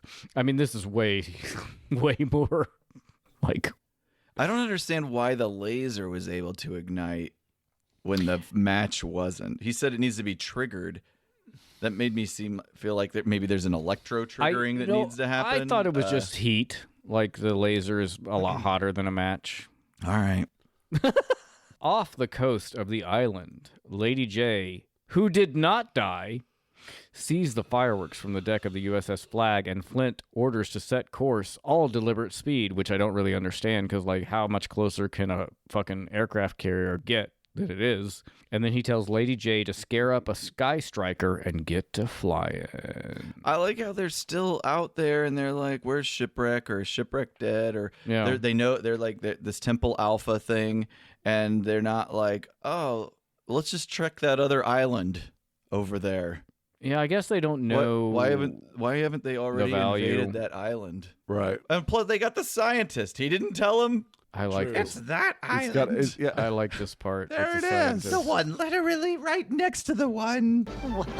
What if it's C.O.B.R.A? What if they found the secret of my explosive? Wait a minute. Hang on. Yeah, you Did see you see what I saw? Roadblock. You see Roadblock mouth part of Professor Mulaney's speech. Yes. Yes. They're both giving the speech. Their It's mouths only are a moving in the small. same way. It's only a Explosive. Now you go below and don't make a peep. You just been rescued and you need your sleep. You will do something though, won't you? Shucks, we may do a couple of things. That was it. I just wanted to hear him say, "We may do a couple of things." That's a good line. Their eyes are doing some weird ass shit. No, yeah, Professor Mulaney is not well. He's maybe having a stroke. 3 Sky Strikers take off, and we cut to the fake town of Springfield, where shit is still popping off. Shipwreck takes off running as buildings explode because he's got to get Mara and Althea to safety. Shipwreck's a good man. Their house is burning, and Hector breaks through the front door only to find Mara with a rifle and Althea, hilariously, holding a fucking rocket launcher or RPG. As we might have expected, Polly then comes in and shoots them with the magic beam from the MP3 player, and both ladies dissolve into synthoid goo. I don't understand why this is such a shock to him that they're synthoids. I mean, I get it. His brain is he's been enduring a lot of trauma, but I would just not be like, the one thing that's real is my real wife and child are actually working for C.O.B.R.A.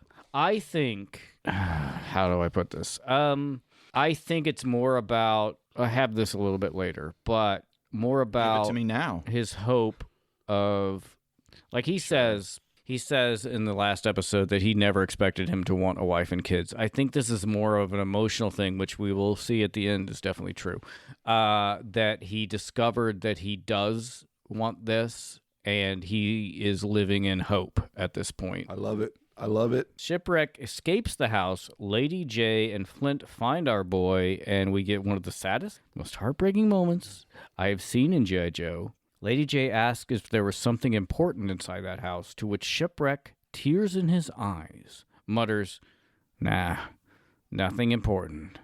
Just a dream or two." And that, when I was watching this, fucking got me. Yeah. Amazing. Yeah, they didn't have to do that. They stuck the landing. They really did. I know I made fun of how insane this story was, especially since it's in the real world, but I kind of take it all back. Like, this was way better than my idea of it being in his head. If not a truly insane use of resources and time by C.O.B.R.A. Yes. That's the end of the episode. How do you guys feel now that we've reviewed our own personal holy grail of Joepisodes? I love it. It was better than I thought it was going to be. Me too. Yeah. Crazier than I thought it was going to be. Deeper than I thought it was going to be. Yeah, 100%. And I am so glad I got to experience Cadet Demming. Jesus Christ. I'm going to come to your house and there's going to be a full-size poster. Yeah. Should we go? In the real world. Hey, this episode aired. When did it air? December 13th, 1985. Number 1 in the Billboard Hot 100. I found a pretty popular song from 1985 we haven't covered yet. I didn't write down what the actual one was, but we've covered all of them.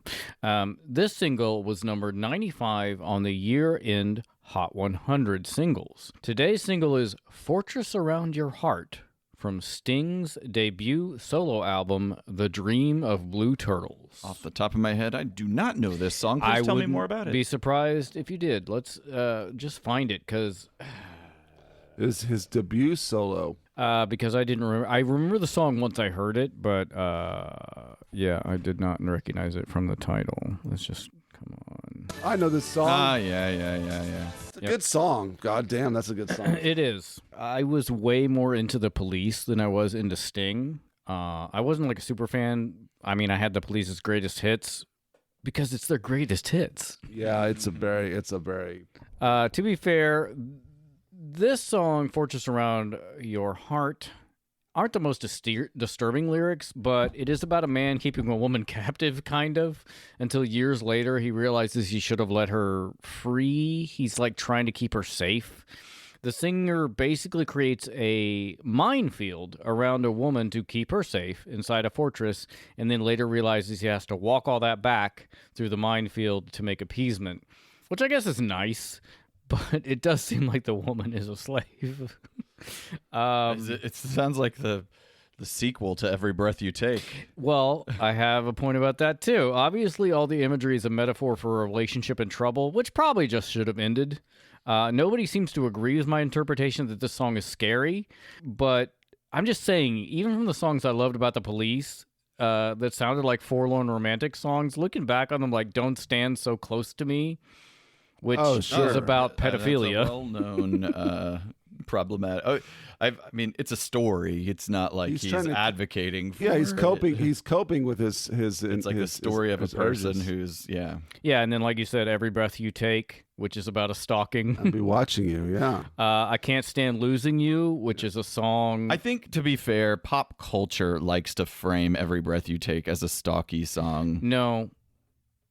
Empirically, if you listen to it, he's like, I'm watching you all the time. Like, what do you mean? How do you even interpret that otherwise? I mean, because he's obsessed with her. Yeah. He loves her that much. I don't even know another way to even spin it. I mean, I don't know the lyrics off the top of my head, but like if you put it in a context of like, I don't know, a parent and a kid, you're saying I care for you and I'm going to be there for you. That's not the implication, though, of the song. Yeah, I don't know. Maybe if the intended implication. Know. I mean, it probably is a song about a stalker. Let's just leave it there. I don't want to cut you off if you have a counter opinion. I don't know enough about the context of the song. I just figured it's kind of like "Baby, It's Cold Outside." Is now we all talk about it like it's a Bill Cosby song. But again, I don't know how you could interpret it otherwise. Yeah, maybe I'm just being too charitable. I'm sorry. It's okay. Manosphere. You've been watching a lot of what the fuck? I can't even think. Tate Dog. There you go. Andrew Tate. Can't Stand Losing You was a song I really liked, and I did realize at the time it's awful. Can't Stand Losing You is a song sung directly to his ex-girlfriend, whom he's stalking, and he's threatening that he's going to kill himself because she left him, because he can't stand losing you. The opening lyric is, I called you so many times today. And I guess it's all true what your boyfriend or what your girlfriends say, that you don't ever want to see me again, and your brother's going to kill me, and he's 6'10". I didn't even write that down. I just know that song. You just know it? So of the song, Sting said, Fortress is about appeasement about trying to bridge the gap between individuals. The central image is a minefield that you've laid around this other person and try to protect them. Then you realize you have to walk back through it. I think it's one of the best choruses I've ever written, which I agree. It is good. The song is really good. Perhaps I'm just letting the Police's previous catalog cloud my judgment of Gordon, and I'm looking for something to be upset about. I don't know. I just think Sting's lyrics are weird. Fair. Yeah, the genius.com, going back to Every Breath You Take, it says that the lyrics are spoken from a character with sinister intent. Indeed. So, yeah. So really the take that it might be a love song, or that's just what a lot of people think. But I feel like I only hear people talking about it as a sinister song nowadays. And so I thought that maybe that was the edgy twist everybody thought they had, but it's actually just reality. Yep. No, I think that's been true for a long time. I think even before, like, whatever internet culture, I think people were saying that song is weird. So he's good at writing from the perspective of toxic masculinity. He is. I mean, they're beautiful songs. And I guess as a songwriter, that would be the fun thing, to have this song that is juxtaposed, like a beautiful sounding song juxtaposed against, which, again, crazy lyrics. I think this song is scary, and I don't think this is a song I don't think anybody thinks is scary. Like Billboard said, the single is challenging, complex, and rather difficult, with mysterious poetic imagery, which is true. The melody is more recitative than hook. Cashbox said that the song illustrated Sting's genius as a songwriter, although it is tinged with melancholy and less jazzy and more police-like than Sting's previous U.S. single, If You Love Somebody, Set Them Free. Like I said, this was the second single on Sting's debut album, The Dream of Blue Turtles, and it peaked at number 8 on the U.S. and number 49 on the U.K. Top charts, and was number 1 for 2 weeks on the Billboard Top Rock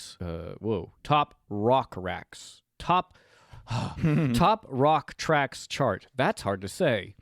Becoming his second consecutive number 1 hit on that chart. Fortress Around My Heart was number 95 on the Billboard year-end Hot Singles of 1985. Number 1 at the box office. The true number 1 for this week is Rocky IV. And if Never heard of it. If you want to hear more about that, go listen to our Real World on episode 155, Crim Zeke, way back in June of 2021. Damn. Yeah. Today we're going to be covering a crime comedy film that I really enjoy. And I've probably seen probably 10 times. 1985's Johnny Dangerously. I've never seen it. I know a lot of people love it. Did not like it. Really? Did not realize that movie was, I thought it was late 80s. I did not realize it was that old, actually. Mid-80s. I was not a fan. I didn't realize it was 2 years older than I thought it was. I'm blown away. Fair. I think it was another one on afternoon TV a lot. It was. That's where I saw it. And then I rented it and saw. I've rented a movie you didn't like. and then I saw it. Sometimes you don't know. And what it had cut out, and there was some racy stuff in it. Yeah, it's hey, you shouldn't hang me on a hook, Johnny. My uncle hung me on a hook once. I love this movie. I think it's a lot of fun. It was directed by Amy Heckerling, who also directed Fast Times at Ridgemont High, National Lampoon's European Vacation, Look Who's Talking, and Clueless. Interesting. She's a badass. Also Vamps, which is, if you haven't seen Vamps, I highly recommend if you like horror comedy. It also stars Alicia Silverstone. It's very fun. And Sigourney Weaver. Heckerling grew up in the Bronx and Brooklyn and NYC and loved watching 30s gangster movies with her grandmother. And this film, Johnny Dangerously, is a parody of the 1930s crime gangster movies, starring Michael Keaton as an honest, good-hearted man who turns to a life of crime to finance his mother's skyrocketing medical bills and to put his younger brother through law school. This is a pretty stacked supporting cast. It has Joe Piscopo, Mary Lou Henner, Maureen Stapleton, Peter Boyle, Griffin Dunn, Dom DeLuise, Danny DeVito, Dick Butkus, and Alan Hale Jr. also star in the film. I don't know if you know who Alan Hale Jr. is. He played the skipper on Gilligan's Island. Gotcha. Did you know that Mary Lou Henner has an eidetic memory? I don't know what that kind of memory is. It used to be called a photographic memory. I did not know that. Yep. She remembers everything, which must be really tight as an actor to have that skill. Like if you asked her what she had for breakfast in 1990, in May 1st, 1990, she could tell you. So bizarre to me. I have a terrible memory, and that would be amazing. I have or the awful. opposite of that. What? You don't remember anything? Yeah. Me too. Sometimes. There's probably a condition. Did you know your last name's an adjective? Johnny Dangerously. That's that's Mary Lou Henner's line. Mm-hmm. The theme song is "This Is the Life," written for the movie by our favorite Weird Al Yankovic. Mm-hmm. Yes. I mean, due to legal rights, the song was not on the home video release, and it wasn't included back in until the DVD in 2002. What? Yeah. Is it the opening intro type song, or it's where a is montage, I think. Huh. It's not the opening one. I think there's a montage where he gets into crime. It's crazy to me that there'd be rights discrepancies given like it's Weird Al. Well, musical rights are always a big problem. Sure. Especially with distribution. Always in control of that. The VHS home video version subbed the Cole Porter song "Let's Misbehave" for that. Johnny Dangerously did pretty well. It earned $17.1 million on a $9 million budget. Johnny Dangerously ranked number 95 on the box office year-end list, which is funny, actually. Our song this week was also number 95 on the year-end list. No, serendipitous. We got 2 95s. It was very well reviewed. Or what? No, it wasn't. It was not very well reviewed.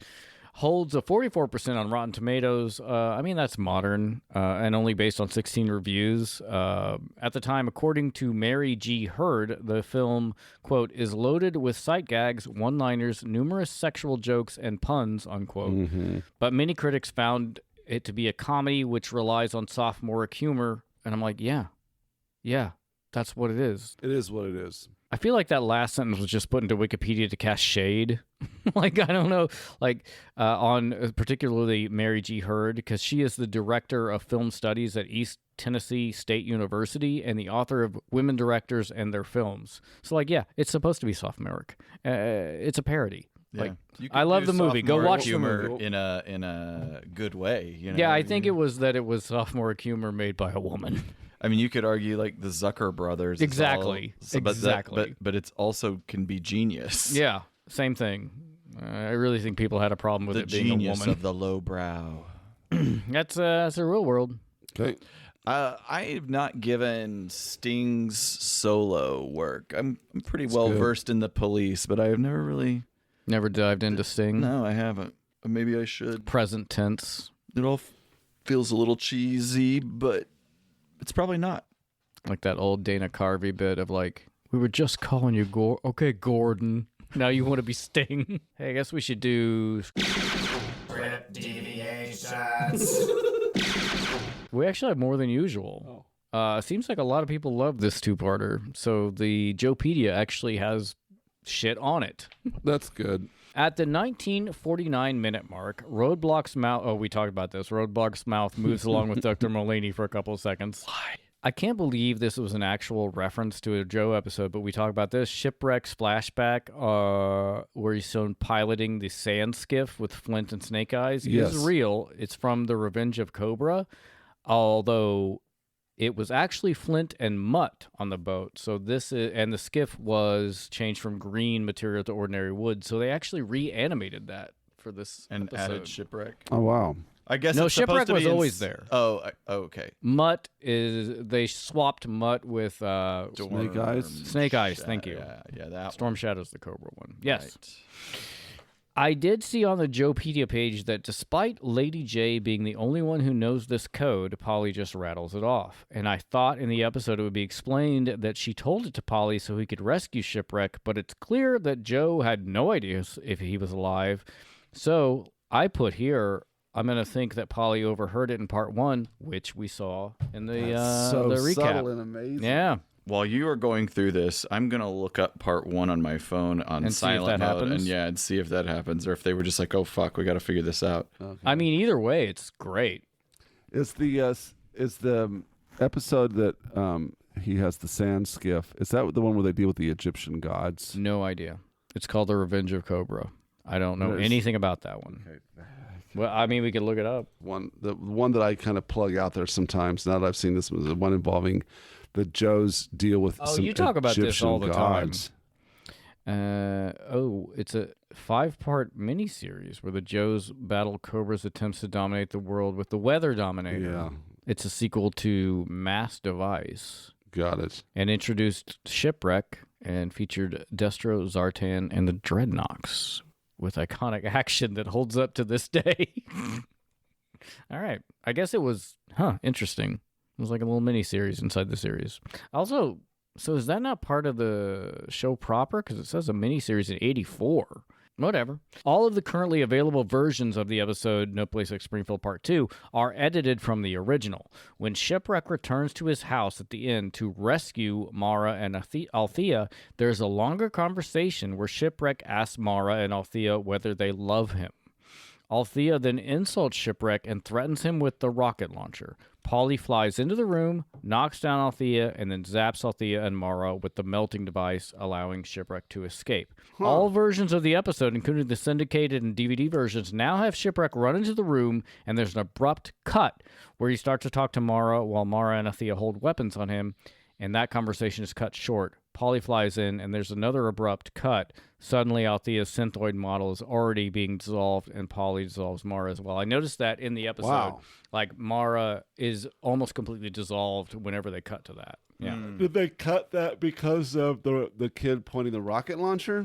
No, she was doing it in the one we see. I think it might just literally be for time. I don't know. Professor Mulaney will make another appearance in Joe's Night Out. Great. Right on. Sadly. Okay. Deviations. I have you have update. information. I have an update. So that recap, for some reason, they completely reanimated that moment because it shows the Polly moment. If I remember correctly, it shows Polly kind of in the foreground, close up, and you see Mulaney telling Lady J the secret. Here's what actually happens. It's even more obvious that he's listening in. He lifts his wing up as if he's trying to listen to get a better take on Mara. So they had it from the beginning. So from the beginning, they planned to make Polly the decision maker here, or the shot. That's is great. Amazing. I'm glad you found that. I can't. Why didn't they just show that? Why did they reanimate it for the recap? Where Polly's like, ooh. Wow, I'm impressed. I don't think too. as a kid I would have ever picked up on that. Certainly not. Again, the whole premise of this two-parter is they did stuff they did not have to do for a kid's show that kids certainly didn't appreciate what they did, and I love it. I love it. How about we rate the scheme? Oh my. Is the scheme the water bomb scheme? I think the scheme is trying to get the information out of Shipwreck's head. I mean, pretty bad. They didn't accomplish it. No, they went to so much trouble, and they did. It was so elaborate, and but they were missing the mark every time. It was an enormous amount of resources to try to get this fucking code out of his head. It was a colossal failure. Yeah. A colossal failure. Millions of dollars, certainly. And C.O.B.R.A even acknowledged it in the episode. If you're the twins, I'd be like, why am I funding this? Yeah. Yeah. I would rate it as like a 3. I'm pretty bad. The C.O.B.R.A it was a colossal failure. I mean, traditional torture. Right. Which I know people will say is not effective, but using the synthoids to do it, where I'm like, just use the synthoids for doing other amazing things. I know. Which feeds into my theory that I think maybe the later episodes are just synthoids. The real C.O.B.R.A team is just chilling on a beach. Whatever. They've been replaced. Mai Tais. Yeah. Yeah, the scheme was a lot of resources for no payoff at all. And I mean, was it interesting to watch as a viewer? Oh, sure. But then they got their Temple Alpha base blown up. It got blown up. How about Iconic JOEMENT.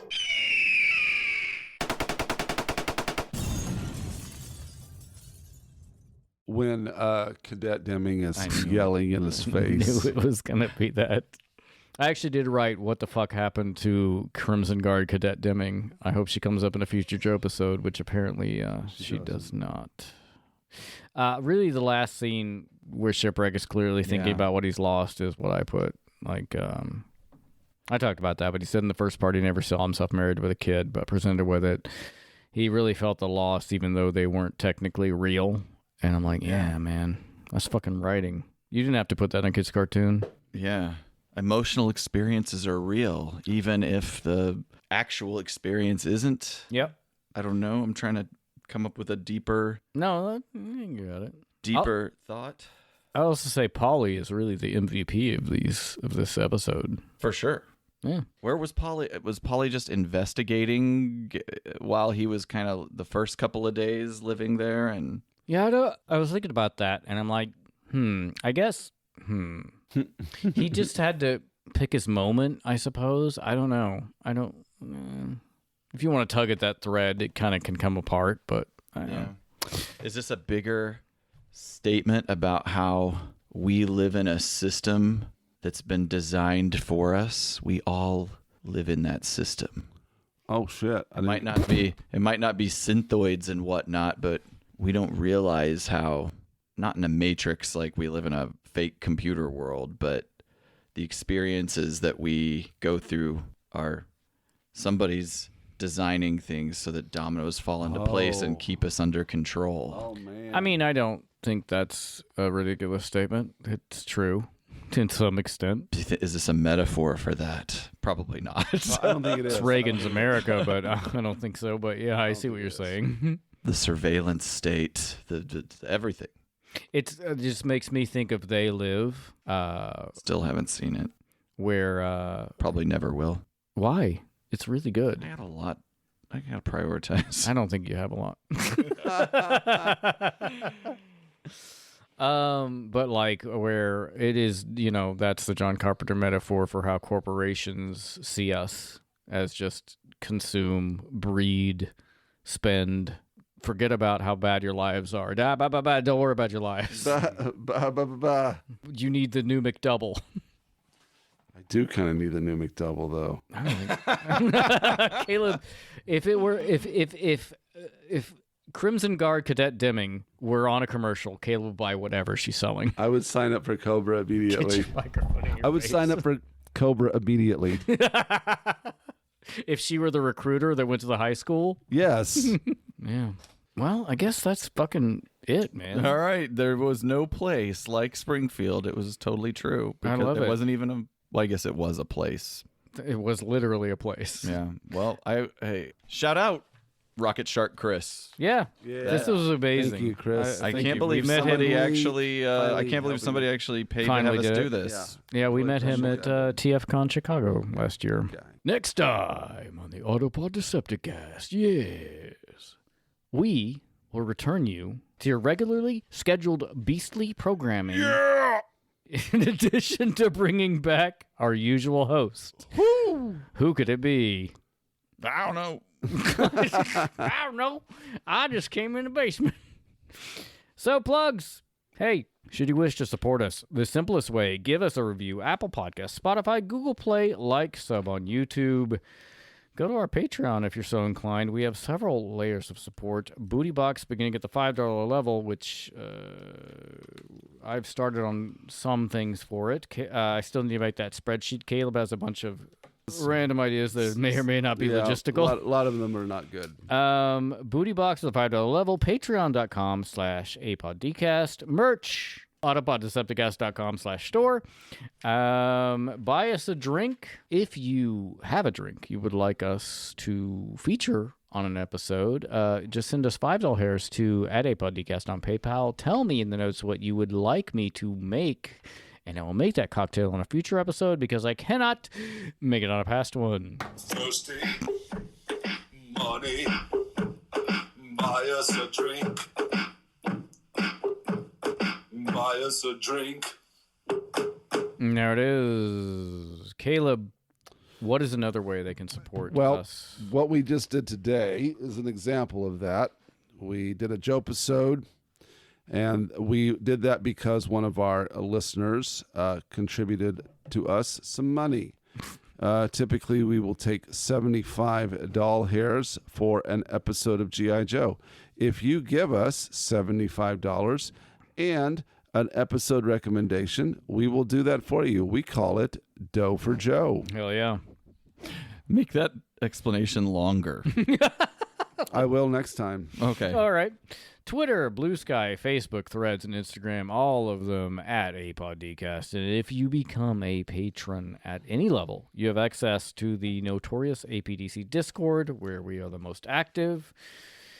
There's a lot of fun supplemental materials, videos, links to references, and other varieties of fun found on this episode's page at autopoddecepticast.com. And that is all the news that is fit to spit. So until next time, pistols at dawn.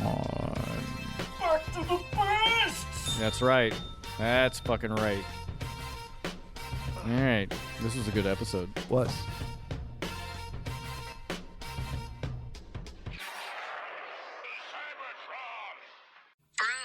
Is the sponsor of Autopod Decepticast. Yes.